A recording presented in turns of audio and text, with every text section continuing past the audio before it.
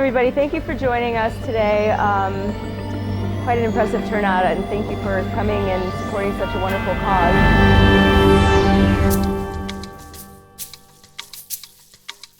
I'm Andrea Heinly. I am the executive chef at the Peanut Bar in Reading. Hopefully you guys have all been there, and if you haven't, you'll come down and join us and try it out.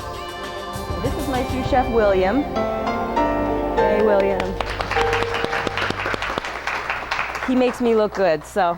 Now this is something that, this is actually one of my signature dishes that I created probably about a year ago. It is a scallop dish. It's pan-seared scallops, and it's served with a green apple jus. I actually juice the apples myself and make a sauce with that. It also includes hazelnuts, bacon, and watercress. If anybody's not familiar with watercress, it is a one of my favorite greens. It's actually very peppery. Very nice flavor. It adds a really good touch to the scallops, which tend to be more sweet.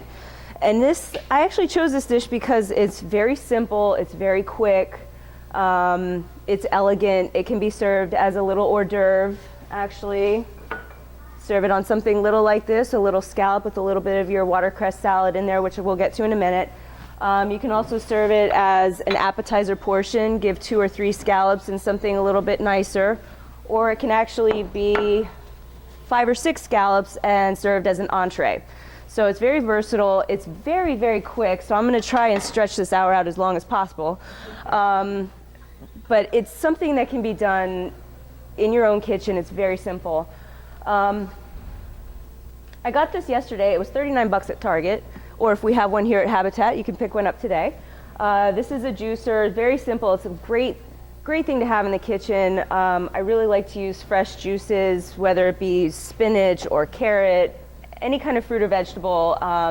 It's a great way to make low-calorie, low-fat sauces, and actually you'll see that today, but I always add butter, so that goes out the window. First thing to think about when you're working with scallops is you have to clean them. It's very simple. There's a little muscle on the side of them that has to come off. If you keep that muscle on, it's not going to hurt anything, but it's a chewy bite, so you want to take that off. The scallops I like to use, well, these sides, they're called U10-20, which means there's 10 to 20 scallops per pound. There's also U10 scallops, which is 10 scallops per pound. They're very nice and big. They're called day boat scallops or diver scallops. I always use dry scallops. What that means is that they have not been treated with a chemical. When they go out, the fishermen go out, they get the scallops, they treat them with a chemical to keep them on the boat longer. That changes the structure of the scallop, it changes the muscle. They get kind of stringy and tough, and I don't really like the fact that they're treated with chemicals anyway. So you do pay a little bit more for dry scallops. When they're not dry, they're obviously called wet. If you buy wet scallops, it means that they've been treated with that chemical. Again, you're going to pay a little bit more for dry scallops, but the quality is much better and much more noticeable. So here's your scallop, and on the side there's that little muscle that needs to come off. It's very little. This muscle, you just throw it out, or you could take it and infuse it into a sauce if you have enough, but I doubt you guys will be preparing enough scallops to get anything worth keeping. So we have all our scallops cleaned here. Yep. Okay, we're all clean. Okay, so the oil that I like to saute with, sometimes I'll use olive oil, sometimes that's a little bit too flavorful. The other thing about olive oil is its smoking point is lower than, say, soybean or grapeseed oil. The flavor of soybean is very neutral. The smoking point is higher, which means I can saute at a higher temperature without smoking the oil, burning the food. This one seems pretty good. Very, very little oil in your pan. The scallops are going to leach out a little bit of liquid. The other thing to know about wet scallops is they're very difficult to pan sear and get that browning on because of the liquid that leaches out because of the chemical that it's been treated with. So if you get wet scallops, you might not be able to get a good sear on those. So do you have any questions so far? No? Okay. All right, so we have our pan heating here. Okay, what you're listening for is a nice sizzle, which I've got going on.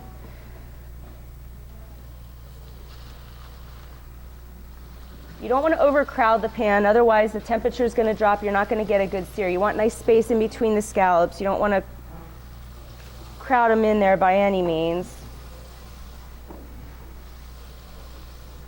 Okay.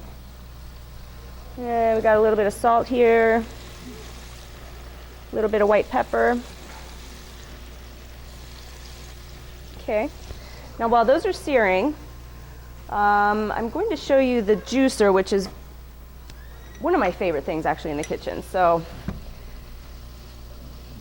okay, we got that. Okay, so you don't have to skin the apples. It's not a big deal. It doesn't impart a bad flavor, but what you do want to do is take the seeds out. If you don't take the seeds out of the apple and you juice them with the seeds, it kind of gets a bitter flavor to it, and you don't want that. So,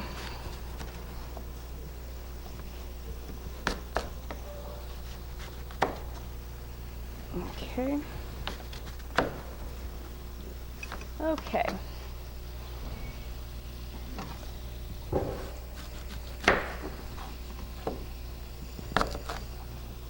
Do I have anybody in here allergic to seafood by chance? Oh no. How about I make you one without the scallops? Can you do that? How about bacon? Anybody that does not eat bacon? We'll make you one without bacon. We can do that. Okay. So from this point, you've got your quartered apples, the stems are removed, the seeds are removed, and all you have to do is turn your machine on and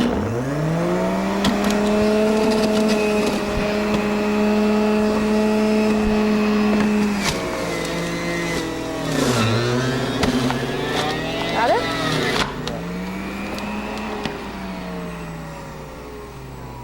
And this right here is freshly squeezed apple juice. And that's going to be the basis of the sauce. I'm just waiting for it to stop. Okay? Doesn't get any fresher than that. The flavor is phenomenal. So, William, I'm going to have you work on those. Okay, so does anybody know when meat caramelizes? When you caramelize chicken or scallops, grilling meat, do you know what that is called? Perfect. Very nice. It's called Maillard reaction. Fruits and vegetables, when they are caramelized, that is called caramelization, whereas for protein, it's called Maillard reaction. Very good. Now, this morning, this is what you're going to be getting when you caramelize them nicely. I like to caramelize just one side. I don't like to flip my scallops for some reason. I don't know, it's just a personal preference. Scallops is one of those things that you can cook them completely through. You can leave them a little bit on the medium to mid-well side. I prefer them to be medium. I like them a little bit more soft in texture. Some people prefer them well done. It's not one of those things that you absolutely have to cook through, otherwise, you know. Okay, we're getting there. As far as the sauce goes, okay, so we're going to pretend like these are actually caramelizing. Now to finish the sauce, we're going to do it right in the pan. What you do from this point, we're going to flip our scallops. I'm getting a little bit brown there. This is going to be finished right in the same pan. The nice thing about this is you do everything in one pan. It's not going to dirty your kitchen up very much. You're going to add apple juice to the pan. Okay. I'm going to bring that up. We're going to bring this to a simmer, hopefully. After it comes to a simmer, we're going to add the bacon, the watercress actually, which we need to cut, and the hazelnuts. And then that all gets done up in the same pan. We throw the watercress in there. It sweats a little bit, and that's it. That's the dish. It's very simple. Now the watercress is, it's sometimes when you get it, it can tend to be stemmy. I know when I get it at the restaurant, there's quite a few more tough stems at the end there. I cut those off. You can even chop them up fine and use them if you like. For the sake of this dish, I'm going to cut them off so they don't get too woody or too hard in the dish. So, okay. Got it.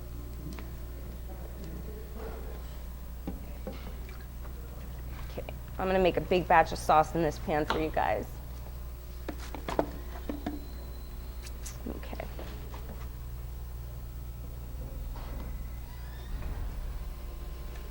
Okay. Okay, so scallops are seared, apple juice is in the pan. It's coming to a simmer. From here, we're going to add a little bit of butter. What the butter will do is it'll mellow out the apple juice. It'll make it nice and smooth instead of having a super tart flavor. Again, if you don't have a juicer at home, you can absolutely use apple juice from the store. The flavor is going to be a little bit different because it's a different type of apple that they use. So melt your butter in there. Okay. Yeah, unsalted butter. I always use unsalted butter because I like to control the flavor, the salt level in a dish. I find that salted butter sometimes will create something that's a little bit too salty. So that's my own personal preference, and that's what I use at the restaurant. Okay. Are you pouring the juice? What's that? It's right now this is simmering. This is going to be a big batch for everybody. So right here, this is the pan. I'm basically what you would be doing at home. So at this point, you've seared your scallops, you've added the apple juice, you're mounting it with a little bit of butter. The butter's going to melt. Right now I have 1, 2, 3, 4, 5, 6, 7, 8 scallops in the pan. I put maybe 3/4 to a full cup of apple juice in there. Just the bottom of the pan, yeah. The scallops are submerged maybe a quarter of the way right now. Sure. Butter, again, is a personal preference as far as how buttery you would like the dish, how much you would like to mellow the apple juice out. I like to keep some of the tartness in there, so I don't put too much in there. Can you juice some more apples for everybody? Do you think that'll be enough for everybody? That should be enough, huh? Yeah. Okay. So our butter is melted, our scallops are browned, our sauce is simmering, and to finish this, it's very simple. All you do at the very end of it, and you want to wait till the very end to throw in the watercress. I like to keep it somewhat crispy. Adds a nice texture to the dish. Again, you can use any kind of nut you would like. I like hazelnuts. They're nice and buttery. They've got a nice earthy flavor as well that goes really well with the scallops. You finish it with some of those. And bacon. Again, you don't have to use bacon. It's up to you. And that's pretty much the dish. You've got a beautiful, I wish that, is there a camera? No. Got a beautiful dish here that took all of 5 minutes. It's very simple. I am going to prepare some for everybody to try. I've got one with no bacon and one with no seafood. Do you eat bacon? Okay, you'll still have flavor. Okay, let me taste this first. That is good. Okay.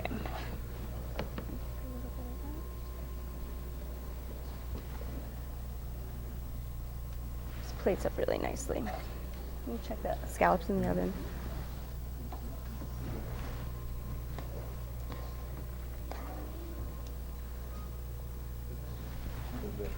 Okay. Yep. Okay, so this is just a plate up idea for if you're having a little appetizer hors d'oeuvre party. If you see. Oh, it's beautiful. Yeah, it's very simple, and It does work with chicken. it would work with chicken. Absolutely. It would work with chicken. It would work with, I would imagine, probably not so much beef, but chicken or fish, it would absolutely work with. What's that? You can do this with any protein you'd like. The main thing about this dish is that it's just different ingredients that you wouldn't normally think to put together. It's fresh. Same concept would go plating up an appetizer portion.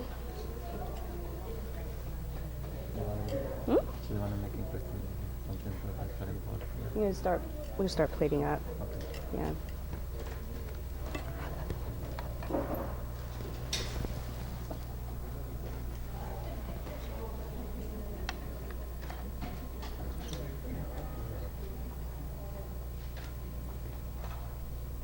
Where do you want to run that kind of place? Yeah, we're gonna plate them up onto there. Okay.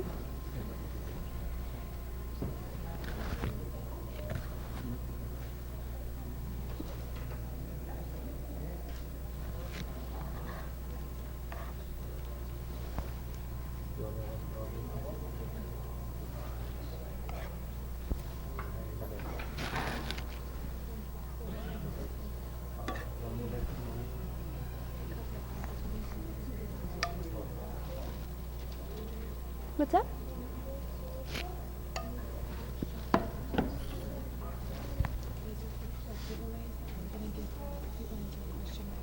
So here we have 3 different plate ups. We've got an entree size portion, we've got an appetizer size portion, we've got a little hors d'oeuvre size portion, and a dish that takes 10 minutes to prepare at the most. So that is my signature pan-seared scallops with green apple jus, hazelnuts, and bacon.